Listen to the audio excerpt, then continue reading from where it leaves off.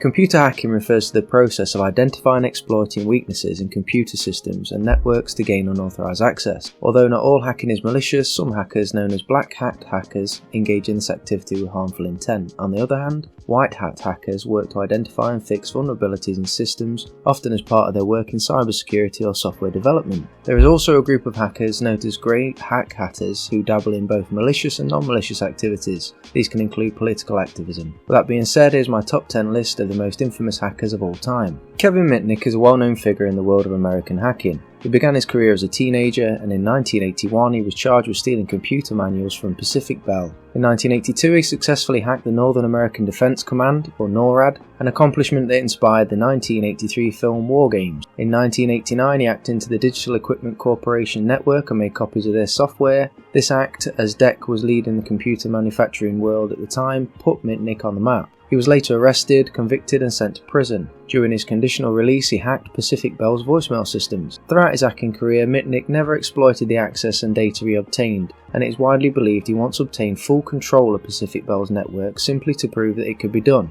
A warrant was issued for his arrest for the Pacific Bell incident, but Mitnick fled and lived in hiding for more than 2 years. When he was caught, he served his time in prison for multiple counts of wire fraud and computer fraud. Although Mitnick ultimately turned to white hat hacking, it's possible that he fell into the grey area of both hats, as in 2014 he launched Mitnick's Absolute Zero Day Exploit Exchange, which sells unpatched critical software exploits to the highest bidder. Naughty boy. Next up on the naughty list is Adrian Lamo. Adrian Lamo was a well-known hacker in the early 2000s. He made a name for himself by using an unprotected content management tool at Yahoo to alter a Reuters article and add fabricated quotes from a former Attorney General John Ashcroft. Lamo was known for notifying both the press and his victims of his hacks, and in some instances he even offered to help improve their security. However, as Wire reported, in 2002 Lamo went too far when he hacked into the New York Times intranet, added himself to the list of expert sources and researched high-profile figures. He was known as the homeless hacker, as he preferred to wander the streets with a backpack and often had no fixed address. Albert Gonzalez was another hacker known for his exploits. According to the New York Daily News, he got his start as the trouble pack leader of computer nerds at his Miami high school, eventually becoming active in the criminal commerce website shadowcrew.com, where he was considered one of its best hackers and also a moderator. At 22, Gonzalez was arrested in New York for debit card fraud related to the stealing of data from millions of accounts. In order to avoid jail, he actually became an informant for the Secret Service and helped indict dozens of Shadow Crew members. However, during his time as an informant, Gonzalez continued to engage in criminal activities, working with a group of accomplices to steal over 180 million payment card accounts from companies including Office Max, Dave & Buster's and Boston Market. The New York Times Magazine notes that Gonzalez's 2005 attack on the US retailer TJX was the first large-scale data breach of credit information.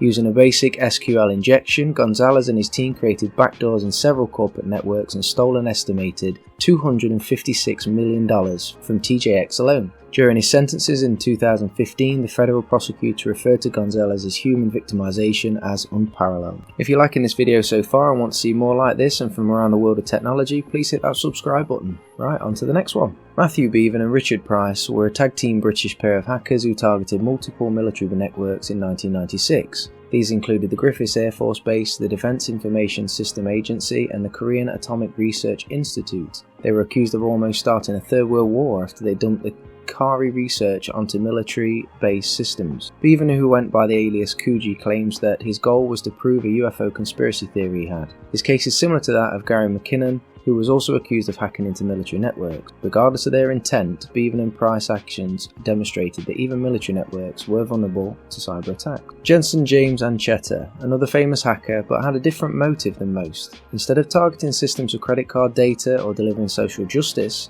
Ancheta was interested in the use of bots, software-based robots that can infect and control computer systems. In 2005, he compromised over 400,000 computers using a series of large-scale botnets. According to Ars Technica, he then rented out these machines to advertising companies, who was paid to directly install bots and adware on specific systems. Ancheta was the first person to be sent for jail for the use of botnet technology, sentenced for a total of 57 months. Michael Kaus made a name for himself as a teenager. In February 2000, at the age of 15, he discovered how to take over networks of university computers. He then used their combined resources to disrupt the #1 search engine at the time, Yahoo. as well as other major websites such as Dell, eBay, CNN, and Amazon, using a distributed denial of service attack. The ease with which Kaus was able to take down these major websites, valued at over $1 billion, made it clear to the world that no online data was truly safe. This prompted cybercrime legislation to become a top priority for governments around the world. Kevin Poulsen, also known as Dark Dante, was a hacker who began his criminal career in 1983 at the age of 17 when he hacked into ARPANET, Pentagon's computer network. Despite being caught, the government chose not to prosecute him as he was a minor, instead giving him a warning. However, Poulsen didn't take the warning to heart and continued to engage in hacking activities.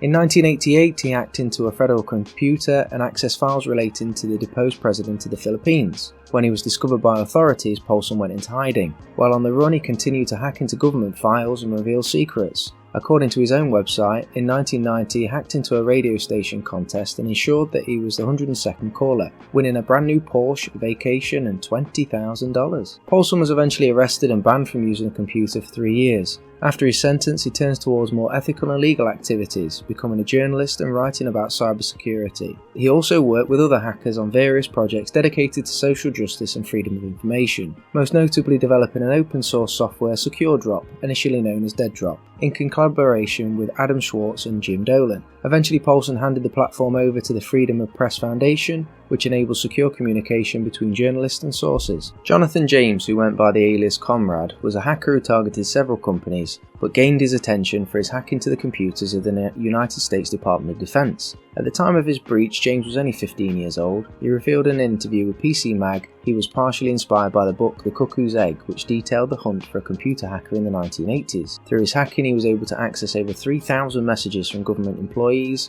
usernames, passwords, and other sensitive data. James was arrested in 2000 and was sentenced to 6 months of house arrest and a ban on recreational computer use. However, a probation violation led to him serving 6 months in jail. James was the youngest person to be convicted of violating cybercrime laws. In 2007, the department store TJX was hacked and many customers' private information was compromised. Although there was no concrete evidence, authorities suspect that James may have been involved in this. Astra is a hacker who has never publicly been identified, but according to the Daily Mail, some information has come out about them. It is known that they are apprehended by authorities in 2008, and at the time they were identified as a 58-year-old Greek mathematician. Reports indicate that Astra has been hacking into the Dassault Group for almost half a decade, and during that time they stole cutting-edge weapons technology software and data, which they sold to 250 individuals from around the world. Their hacking activities caused $360 million in damages for the Dassault Group. It is unclear why their complete identity has never been revealed, but the name Astra is a Sanskrit word for weapon. Last on the list, and almost a household name by this point, is Anonymous.